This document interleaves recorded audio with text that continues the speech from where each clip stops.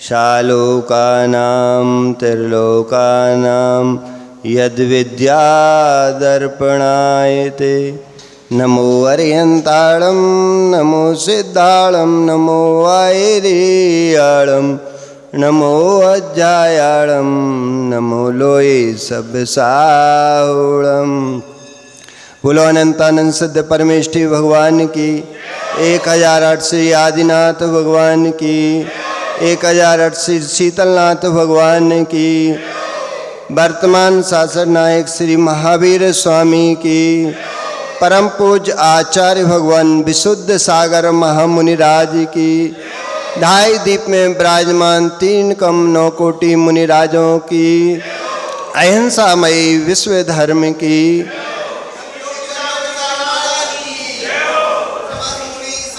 भवबंधु वर्तमान शासन काल महावीर स्वामी के शासन में विराजे आचार्य भगवान विशुद्ध सागर जी के रत्नात्रय की छाँव में बैठकर हम सभी माँ जिनवाणी का रसपान कर रहे हैं। यही रसपान हमें मोक्ष का सोपान दिलाएगा। यही सोपान हमें मोक्ष का सोपान दिलाएगा। बहुबंधुओं, श्रावक और श्रवण 2 धर्म की धुरा है।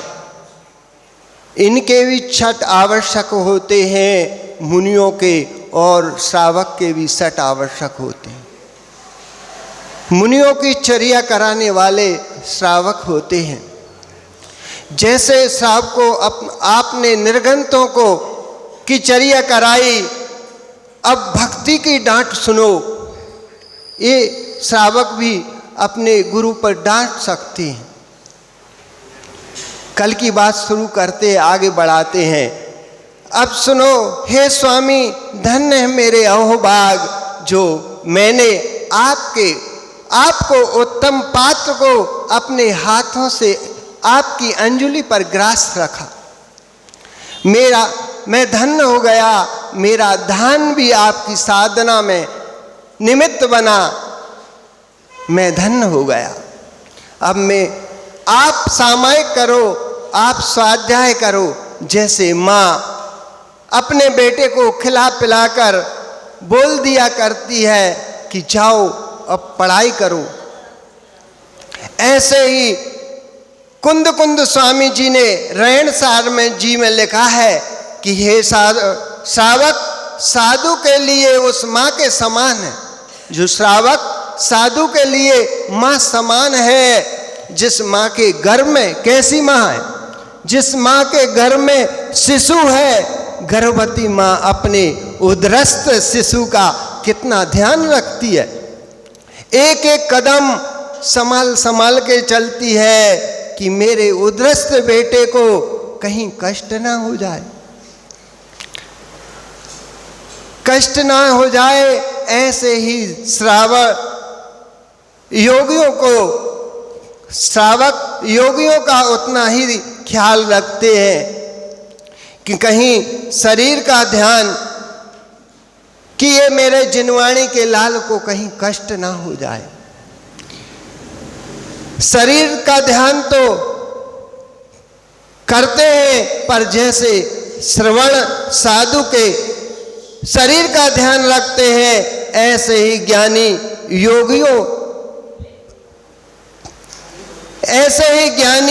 अपने परिणामों के अशुभ शीत ना लग जाए।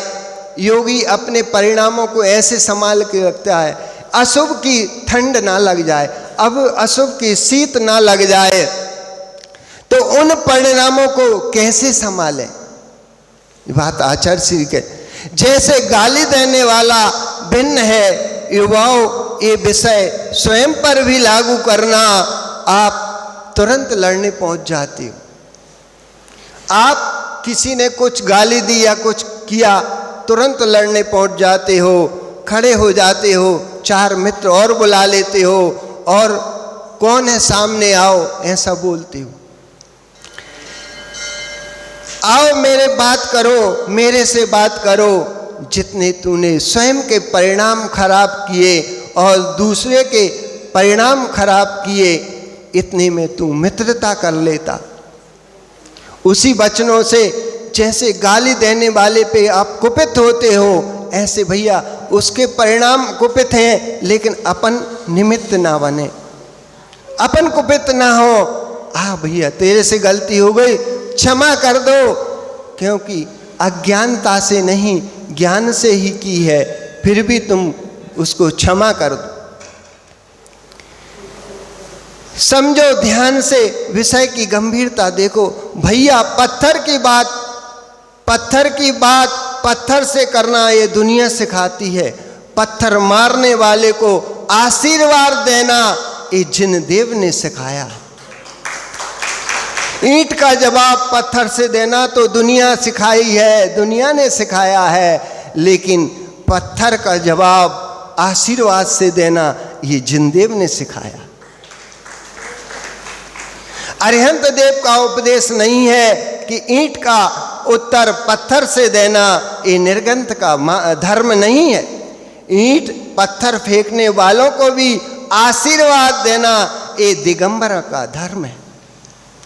तूने ईंट मारी है, पत्थर मारा है, ये ज्ञानी तेरे अविवेक की देन है, तब भी तुझे आशीर्वाद ही दूंगा। कभी मुनिराज एक पेड़ पर एक फल लगे थे, एक बालक उस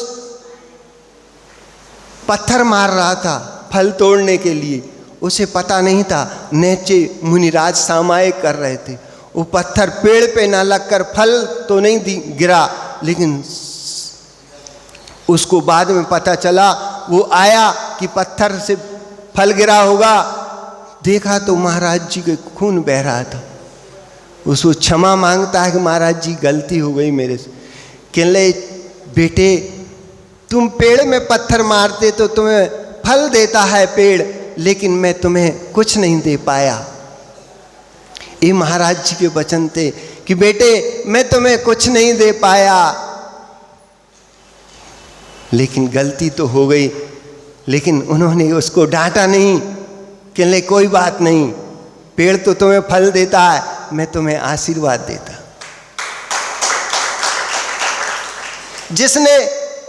जिसे तूने पत्थर मारा, अग्नि जलाई, सिगड़ी जलाई, उनके चरणों में तुझे सम्यक दर्शन प्राप्त हो गया। जो श्यालिनी शरीर को भग रही थी, वही श्यालिनी सम्यक को प्राप्त हो गई उन्हीं के चरणों में। जिस कपिल ने गुरुदत्त स्वामी पर उपसर किया था, क्या उपसर किया था उसने? कपिल ने उनके शरीर पर रुई लपेटकर आग लगा दी थी। इसकी भी कहानी आचार्य श्री ने सुनाई थी कि द्रोणागिरि पर्वत के पास जब कपिल कोई जमाई बन के वहाँ गया, छतरपुर या द्रोणगिरी में, तो उसने अपनी ताकत से बलबूती के उस शेर में, उस द्रोणागिरि पर्वत की गुफा में एक शेर रहता था। उस शेर में जाकर उसने क्या किया कि एक गाड़ी लक्कड़ ले जाकर उस दरवाजे पे लगा दिया गुफा में और आग लगा दी। शेर वहीं झुलस गया। वही शेर वो कपिल बना और गुरुदत्त स्वामी कपिल गुरुदत्त स्वामी बने। तो उसने उस बात का बदला लिया था कि उस रुई लपेटकर और गुरुदत्त स्वामी को आग लगा दी थी। ऐसा आचार्य श्री ने हमें सुनाया था कि गुरुदत्त स्वामी केवल हुआ तो कपिल भी उन्हीं के चरणों में सम्यक्त को प्राप्त हुआ। जिस श्रेणिक राजा ने यशोधर स्वामी के ऊपर मृतक सांप डाला था, उन्हीं श्रेणिक राजा ने उन्हीं यशोधर मुनिराज के चरणों में सम्यक्त को प्राप्त हुआ था। यह है धर्म की महिमा। यदि मुनिराज कुपित हो जाते तो सम्यक्त प्राप्त कहाँ करते? कि कसायों को प्राप्त होता तो सम्यक्त कहाँ प्राप्त करते? भैया तेरे हाथ में मिट्टी छपी है, और नल की टोंटी खोलेगा तो तुझे क्या देगा नल? पानी ही देगा। भले ही तुम कितने ही खराब परिणाम कर लो, मुनिराज के पास जाओगे, जिनदेव के पास जाओगे, वो तुम्हें विपरीत ज्ञान नहीं देंगे, सम्यक का ही उपदेश देंगे। मिट्टी छपाए रखना और नल की टोंटी को भी मार देना, मिट्टी मार देना तो गंदगी भी छपी रहेगी, तब भी वह पानी ही निकलेगा हाथ साफ करने के लिए। बस जैसे नल की टोंटी पानी का घट कितना भी छपा देना उनके ऊपर, फिर भी वह तुम्हें हाथ धोने के लिए पानी ही देगा, पीने को तो पानी देगा ही। ऐसे ही निर्ग्रंथ तपोधन भी कहलाते हैं। दुनिया पत्थर भी फेंके तब भी उन्हें साम्य भाव का पानी देते, कुपित नहीं होते, साम्य भाव का पानी ही देते हैं। ऐसे ही निर्ग्रंथों का धर्म रहने देना, इस निर्ग्रंथों के धर्म को निर्ग्रंथ का धर्म रहने देना। आपने आवेश में आकर निर्ग्रंथों को संभाल कर मत कभी देना, सलाह कभी मत देना। नहीं आए वो सलाह देने वाले, निर्ग्रंथों को कभी सलाह मत देना। श्रावों को यदि उनसे कोई गलती हो रही है तो उन्हें 4 लोग समझाने तो जाना, लेकिन अपना रौब दिखाकर उन्हें सलाह मत देना। ये उनका आपसी मामला है, स्वयं का मामला है। नहीं पहुंच जाओ, नहीं महाराज ऐसा नहीं होता, आपने तो गलती की, उनने क्षमा ही नहीं मांगी। एक बार जब नेहरू जी संसद में थे और वो अपने वक्ता को सुन रहे थे, वक्ता कौन थे? महावीर त्यागी। उनने अपनी सीट पर बैठकर उनका जो शिकायत थी, जो उनने विचार रखे थे, उनको ऐसे फेंक दिया, कह दिया नहीं सुनना। और संसद में लोग सांसद थे, उन्होंने कहा कि तुम्हारा अपमान कर दिया। नेहरू जी ने, महावीर ने कुछ नहीं कहा, वो बैठे रहे। और जैसे इस सभा का समापन हुआ, वो नेहरू जी उन महावीर त्यागी को अपने साथ गाड़ी में बैठा के ले गए। इतना विश्वास था उनको कि नहीं, नेहरू जी ने जो कहा होगा अपने विचार से सही कहा होगा, इसका जवाब हम बाद में समझ लेंगे, लेकिन सभा को हम स्थगित नहीं करेंगे। ऐसा विचार उनके मन में आया था, इतना दृढ़ विश्वास था। ऐसे ही हे महाराज, उन्होंने आपके बारे में ऐसा कह दिया, आपको उत्तर देना चाहिए। नहीं, मटके के ऊपर कितनी भी गंदगी फेंको, कितना भी वह पानी ही देता है, पत्थर कभी नहीं मारता। ऐसे ही वीतराग तपोधन के लिए नाग जिसके गले में डाला, तब भी चेलनी और श्रेणिक को दोनों को आशीर्वाद बराबर दिया। दिगंबरत्व की रक्षा तभी संभव है जब दिगंबर मुनि के परिणामों की रक्षा होती रहे। यदि दिगंबर योगी के परिणामों की रक्षा तुम नहीं कर सके, भेष देखेगा, दिगंबरत्व नष्ट हो जाएगा। जब भी किसी योगी पर उपसर्ग आए, उसके उपसर्ग को दूर करने चले जाना, पर उनके भावों पर उपसर्ग मत करना। उनका उपसर्ग दूर तो करना, लेकिन उनके भावों पर उपसर्ग मत करना। आचार्य श्री हमेशा कहते हैं, यदि गुरु ने तुम्हें डांटा है, बिना कसूर के भी डांटा है, तुमने गलती भी नहीं की, तो ये तुम सहन कर लेना। यदि गलती है तो भी सहन कर लेना। यदि गलती की है तो ये तुम्हारा प्रायश्चित हो जाएगा, और गलती नहीं भी की तो ये तुम्हारी तपस्या हो जाएगी। तो हम तो यहाँ तपस्या ही करने आए हैं, इसलिए हमें तो बुरा ही नहीं लगता। जिसने पत्थर फेंक कर मारा है तो उसने तो शरीर पर उपसर्ग किया है, और तूने जाकर पूछ लिया सौरभ कि महाराज उसका नाम बताओ, मैं उसे देख लूँगा। यदि महाराज ने उसका नाम बता दिया तो महाराज को भी दुख होगा। बताओ कौन है आदमी, आपको बताना ही पड़ेगा। यदि आपने उनसे बलात् पूछ लिया, चेष्टा की, जबरदस्ती पूछ लिया, तो आपने उनके भावों पर उपसर्ग कर दिया। उनने तो उनको क्षमा कर दिया था, कोई बात नहीं, लेकिन तुम्हें पता चला तो तुम आए, पूछ लिया, नहीं महाराज जी बताओ, तो उन्हें उन पर उपसर्ग, उनके भावों पर उपसर्ग कर दिया तुमने। पूछ कर क्या करोगे? सामने वालों को फांसी पर चढ़ाओगे क्या? ज्ञानी मुनि धर्म कहाँ बचा, जिस जीव को कभी मुनि बनने के परिणाम हो रहे हो। विवेक से सुनना इस बात को, ये मोक्ष मार्ग, किसी के उपद्रव को नहीं सहना ये हिंसा है। किसी के उपद्रव को नहीं सहना ये हिंसा है, वास्तव में हिंसा है। लेकिन ये व्यवहार लोक नीति कहती है, जिन धर्म इसको स्वीकार नहीं करता। हमें भी पहले ऐसा लगता था कि कोई ने हमारे ऊपर उपसर्ग किया है, यदि तुमने उपसर्ग का प्रतिकार नहीं किया तो तुम कायर हो, तुम कायर हो। ऐसा हमें भी पहले पढ़ाया जाता था, समझाया जाता था। क्योंकि भाई यदि प्रतिकार करना, अपने ऊपर पर उपसर्ग करने वाले का प्रतिकार नहीं करा तो तुम फिर कायर हो। लेकिन जिन धर्म नहीं, ये उसने अविवेक से यदि तुम्हारे ऊपर उपसर्ग किया है तो भी तुम उसे क्षमा करो। ये जिन धर्म जिन देव अरिहंत देव के वचन,